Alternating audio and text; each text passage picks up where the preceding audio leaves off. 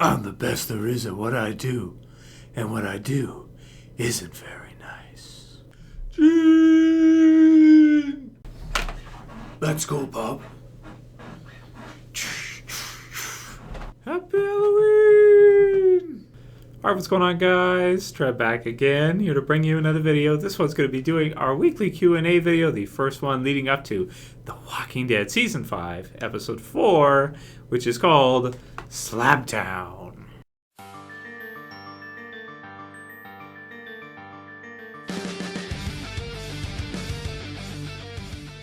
Yep, so big time happy Halloween to everyone. I hope you guys have some fun if you're going to dress up or you're going to go out or you're going to just hand out Halloween candy or watch a scary movie or watch some Walking Dead. Whatever the case may be, have yourselves a good time. So, wanted to touch on the 100,000 subscriber video. I did say I was going to do a drunk Q&A for today, but then I realized I was like, it's Halloween, so I'll just dress up in my Wolverine costume because it's a fun one. I do have a Captain America costume too, which is pretty awesome, but I couldn't find the shield, so I figured out might as well do Wolverine. Wolverine's fun too, so can't go wrong with that. Yeah, so in terms of the the whole drunk Q&A part, it's just drinking and making videos don't mix, as you guys saw the other day. What happened was I was planning on filming after that other video, filming the Q&A for today, and then I just had I had a shot, I had a few more drinks, and I just was like, I don't feel like making videos. Gosh, freaking videos, man. So, the big thing is when you're drinking, you're probably not going to be very productive. So, yeah, so it didn't work. So this is the best I got for you guys. Let's do it. Let's do our Q&A for the week, or our first Q&A for the week. All right, well, anyway, let's get into the actual Q&A part of the video, aside from just the happy Halloween wishes and everything. So the first question is from Lena KR. The question is, in the Comic-Con trailer, we saw Abraham going on his knees crying. Why do you think he's doing so? Do you think it's because either Eugene or Rosita dies? And who do you think is most likely? Well, I don't think necessarily him crying is just because Eugene or Rosita is dead. I mean, they could kill off. I think it makes sense if they kill off Rosita. I would be shocked if they killed off Eugene.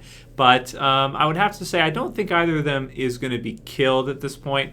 I think it's going to be more something like, them being taken maybe by the group that took Beth or something, or, them getting split up or something like that happening, or them, maybe him losing the other two so he doesn't know where they are. I don't know, something like that. Obviously, something's going on there, but we know Abraham as of this time to be kind of the type of guy who's, he's pretty emotional. You saw when he was getting up there against Rick, and he was wanting to leave right now. He's pretty emotional and pretty he doesn't seem very stable to me. So I guess that makes sense. I mean, they could kill either one, but I'm gonna go with I don't think either one's gonna die. I think it's gonna be more of possibly maybe just him losing them or something like that, right? So, and also, too, there was some clips with Gareth in the trailer that never made it into the actual TV series now that Gareth's gone, right?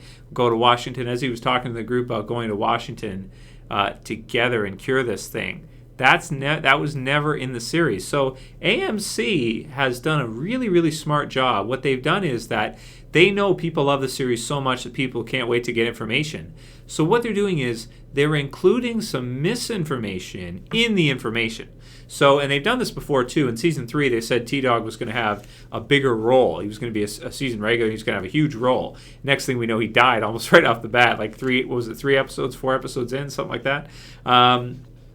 And yeah, it's just they've done a good job of kind of mixing it up, and I like that because when they kind of give us misinformation, it kind of makes it so that we don't really know what to believe, before it actually occurs in the show. So it does add to it. It does kind of make it more difficult to predict and kind of guess what's going to happen, like what they did with Gareth, for example. If you watch the trailer again, and by the way, I think, now's a good time to watch it if any of you guys haven't seen it for a while, because it's kind of funny to see all the things they put in the trailer that clearly some of them are not going to be in the show, clearly.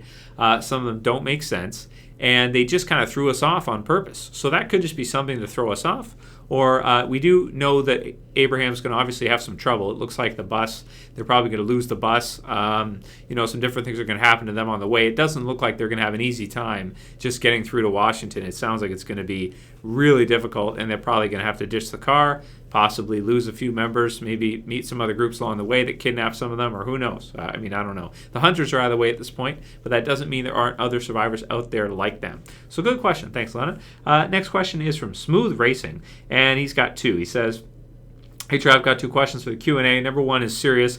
Do you think, or do you eventually think, that the survivors will find a place where they have little or no threat from walkers and the series becomes even more about the people? For example, only say every other episode would feature a walker. Hope that makes sense. Well, okay. With this one, I think that because it's a zombie apocalypse, you kind of always should have walkers in and around. It doesn't mean that every episode has to feature walkers. For example, the Hunters last episode, the Hunters versus the Survivors, 4 walls and a roof.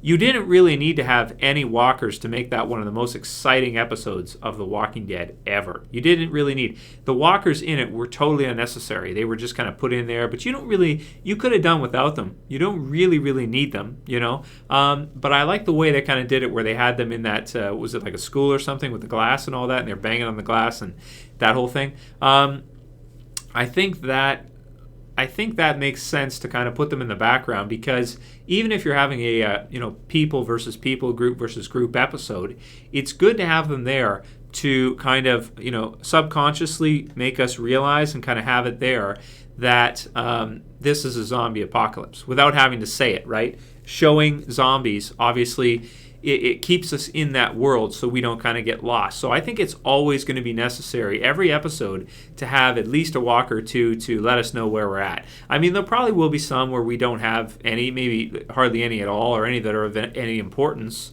If you compare, there might be some episodes where we only had a couple walkers, like the season 3 episodes. There was a few there, I remember, that didn't have barely any. Definitely no groups, that's for sure, like small amounts, a lot of them. So in locations that had like none, like the farm having almost none, and unless you count the barn and stuff. So I think, that will come about, but I think they'll always kind of want to have them there somewhere around every few episodes at least to let us know it's a zombie apocalypse. Good question, though. Next one is from Lask, and he says, hi, Trev. You may have already done a video on this, but who's your favorite character from the Walking Dead television series? P.S. I absolutely love your channel. Thanks, man. Love you guys. You guys are awesome. With this one, okay, this changes all the time, all right? At the end of Season 4, it was Daryl. Season 2, it was Shane. Season 1, it was Rick. Season 3 is a tougher call, because you've got Merle, you've got Rick, you've got the governor, you've got, all kinds of awesomeness in Season 3. It's a great season. Up till now, it's still my favorite season. But Season 5 is off to a better start, I'll say that. Season 5 looks like it could be even better than Season 3 was, to me anyway, because everyone has their favorite season, and it's probably different for most people. Some people like Season 2 the best, or Season 1. They're all great, so you can't go wrong. So with this one, Season 5, so far, I would say, normally Daryl's my favorite character, but he hasn't done a whole lot this season yet. So my favorite from this season right now, I'm most intrigued to see what's going to happen with Morgan. Most intrigued with him. But I've liked what they've done with Rick. Sasha's actually most improved for me.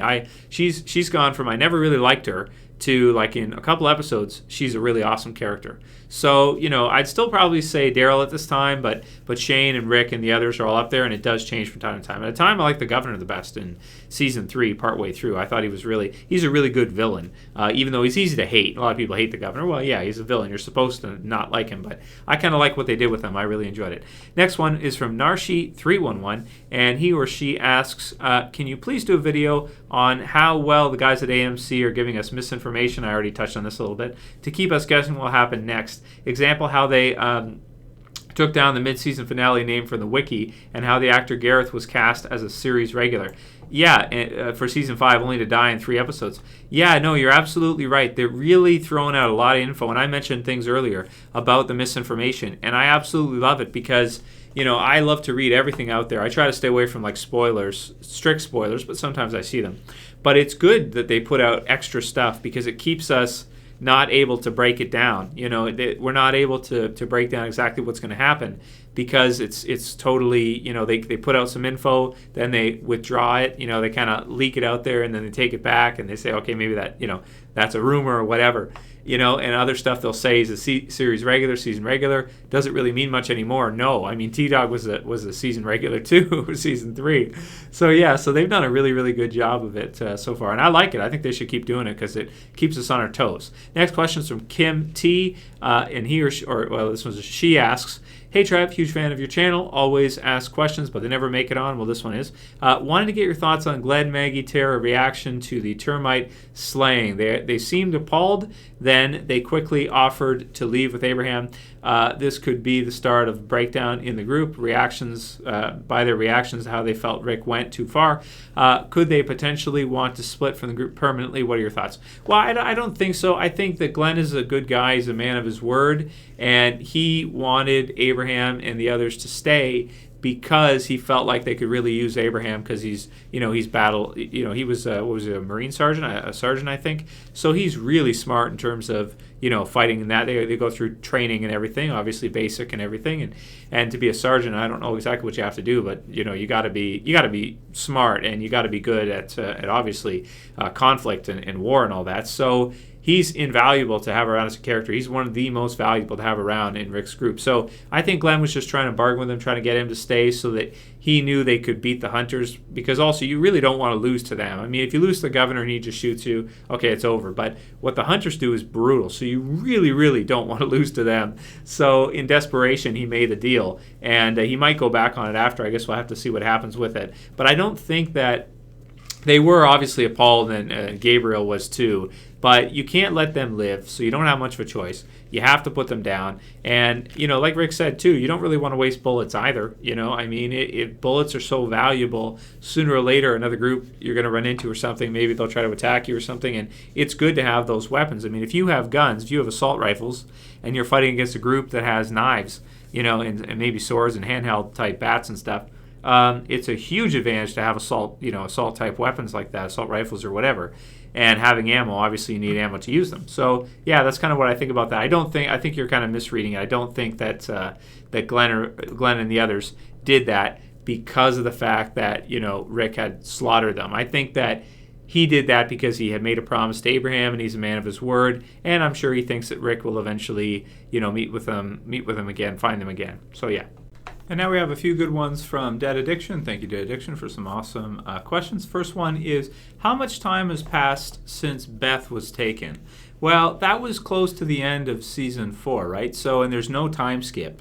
So if you look at it, probably since she was taken, then he runs into Joe's group, right? And he was with Joe's group for, let's say, at least a day or two, minimum. I'd say probably a couple days when you look at it, because there was like they slept, it was day, night.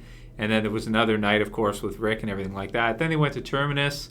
Then they were at Terminus for, I think we can assume, at least maybe a day or two. I don't think they were put in it and then right after brought out.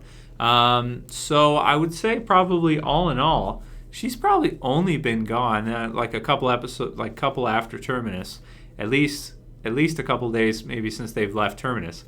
I'd say maybe only like a week or something like that, right? I think that's pretty reasonable. Maybe a week, because if you look at it, yeah, to the end of season 4, maybe like a few days, couple days. Terminus like a day or two. Leave Terminus like another day or two, and they kill off the rest of them. And now at this point in time, yeah, up to current time, I think it's been about a week only in Walking Dead time. For us, watching the TV series has been forever. But yeah, only that much time. At least that's what I would say. But again, these are my time frames I give out based on just kind of an idea where the episodes are, how much time I get the sense that has passed in between, and also like when I did how long have they been in the zombie apocalypse for? I base that on the episodes, the clothes they're wearing, which obviously tells us the temperature, and things like that. So in other words, if they're wearing full coats and all that stuff, that to me gives the idea that it's fall time or the summer's coming to an end, right? That type of thing. So, which they have to do every season because they're filming outside most of the time, right? So yeah. But anyway, I think about a week is probably reasonable. A week or two, I think.